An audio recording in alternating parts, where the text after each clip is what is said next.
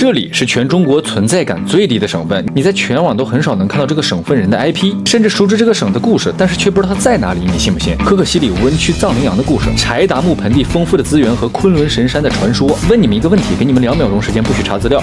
西宁是哪个省份的城市？没错，这里就是青海省。现在我身后的是西宁市的藏文化博物馆。如果咱们要探究青海和西宁为什么存在感这么低啊，你到这个城市来，它的必玩景点和必吃的一些特色就是咱们的切入点。这里南馆是36张票，咱们现在为什么我们第一站选择来藏文化博物馆啊？因为它大众点评评分很高，旅游必须打卡地。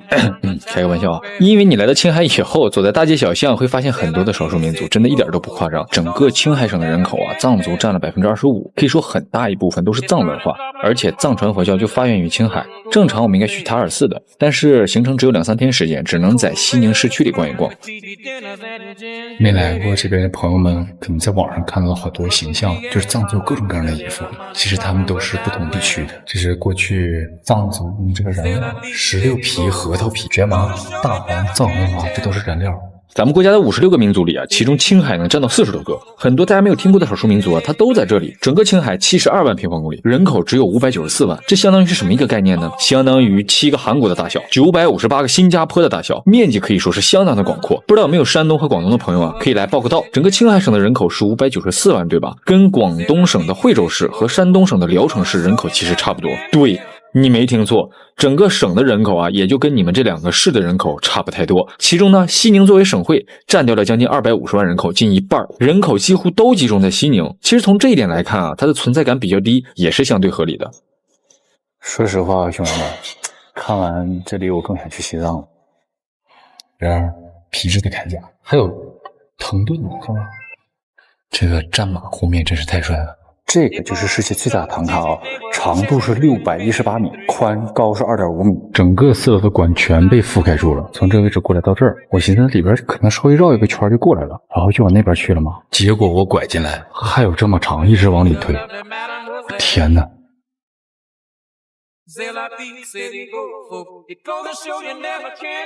我的妈呀！唐卡呀，其实是我国传统绘画艺术中的一种绘画形式。这个位于藏馆4楼中国藏族文化艺术彩绘大观，是由400多位顶级画师一起绘画而成的。然后各位啊，我们看到这边的画的内容就是讲述。蹭听一会儿。其实你要想把这幅画讲解的特别详细，可能100天都不够，可能1天时间都不够。现在找个地方去吃个饭啊，可能还回到刚才那条路上。我早饭是在西宁星海路那边吃的，因为我发现那边好多美食都集中在那儿啊。其实要说到西宁美食也非常有代表。再问大家一个问题，给你们2秒钟时间，说一个西宁当地特色的美食，你能说出来吗？其实从人口、环境、民族上面，咱们就能看出这里的美食特点也是非常多元化的。例如这里非常出名的羊肉、面食和奶制品。地处西北啊，它的面食肯定是占比很大。青稞类、酥油茶、牦牛肉、羊肉串、手抓肉等等等等，这些都是西宁多元化美食的代表。哎，对，在这里我跟你们平心说一句实话啊，这里的酸奶真是天下最好吃的。总体来说，西宁物价还是比较低的，平均1盒酸奶就是3块钱，贵的可能就5块，真的巨好吃。我一天能吃3到4盒，看到我就买。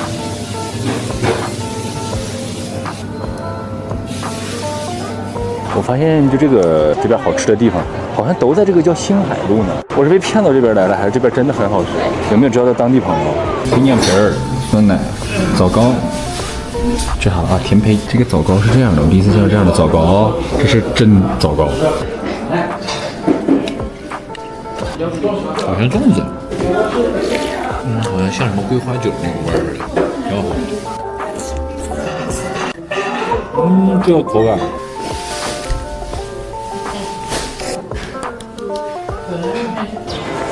我又买了一盒这个酸奶，这酸奶真好喝，我特别喜欢奶制品。又买了一盒，然后叫个车，等会儿我们就出发下一站。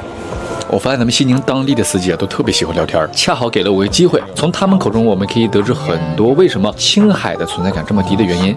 西宁猫咖，这是什么？哎，这4个头像，哎，这4个头像真是好有意思啊，好像证件照，4个证件照。小包好小啊。我的妈，这么大点啊！不跟狗猞猁差不多大吗？咱们前面说啊，藏羚羊是这边非常独特的珍稀保护动物。那么你就要知道，青海可是被称为雪豹之都啊。所以说，青藏高原野生动物园里边所有的动物，你在其他地方是很难看到的。门票的价格非常良心，只有30一张，而且就在市区里，非常近。今天天是真不太好啊，有点小下雨。那这边是谁？这边哎，这雪豹这么多呀！这片全是雪豹。这种不好的，很难得一见了。谁在叫？完事了。4秒。这是什么？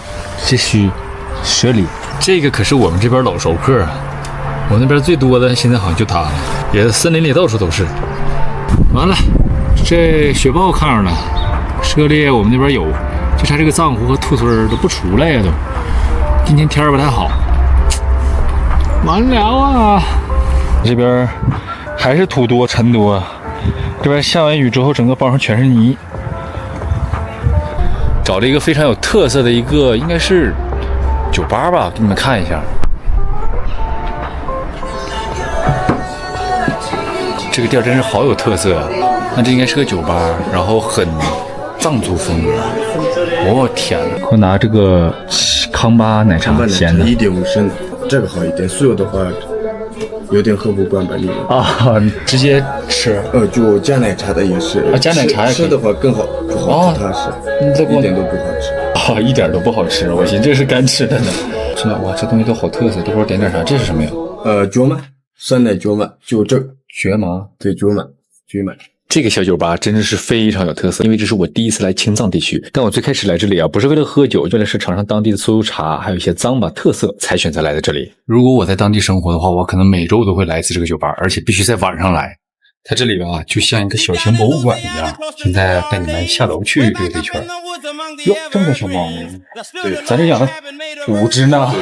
Where lives a country boy named Johnny B. Good, who never ever learned to read or write so well, but he could play a guitar just like a ringing a bell. Go, go, go, Johnny, go, go, go, Johnny, go, go, go, Johnny, go, go, go, Johnny, go, go. 上齐了吗？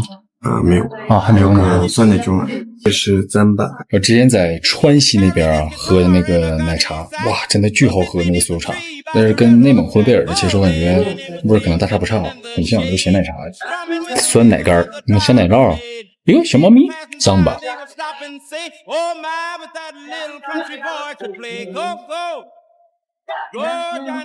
这就上齐了，我们的奶茶、酸奶干、脏吧，还有我们的。其实这里啊，这不知道还以为在西藏呢。哎呀，就是吃起来感觉像一股那种黑芝麻糊、薏米黑芝麻糊那种味儿，尤其是薏米的味儿很重，不知道为什么。刚好里面是不是直的，它是用的那个，就是蓝木的蓝木。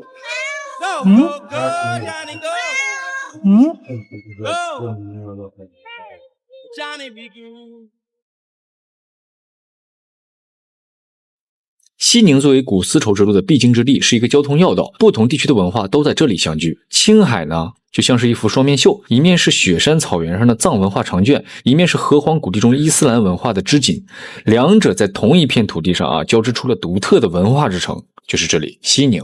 走在西宁街头啊，大家会看到很多清真寺。其实这边啊，就是有很浓重的宗教文化。但是如果说藏文化的话，第一反应大家可能都是西藏啊；如果说伊斯兰文化的话，大家第一反应可能都是新疆。就之前看视频科普啊，其实全国大部分的兰州拉面都是青海人去开的。然后我查了一些 DeepSeek， 他说大概全国有3万家，90%以上的兰州拉面啊。兰州这2个字就让很多人误以为这是兰州的特产。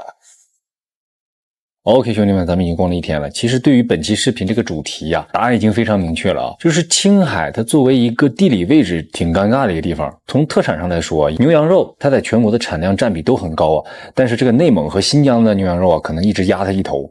然后再说第二个面食，那他可能全国的话连前3都排不上。我上一个车就会问一个司机，就是你认为你当地的特产是什么？还有昆仑玉，昆仑玉大家可能听的不是很多，和田玉听的很多，还是新疆这边的和田玉又压他一头。青海柴达木盆地的那个枸杞也非常出名，但是说到枸杞，宁夏枸杞那咱就不用提了，更压他一头。就是所有的这些特产和特色都相当于是排在全国第2，总有那么一个第1压着他。再一个，为什么你很少能看到青海人？全省的人都很少，但是资源丰富，就需要大量的劳动力。你在其他省份呢，这个工作你不干，有的是人干，但是在青海这份工作你要不干，那真的没有人干了，可以说是一点都不卷。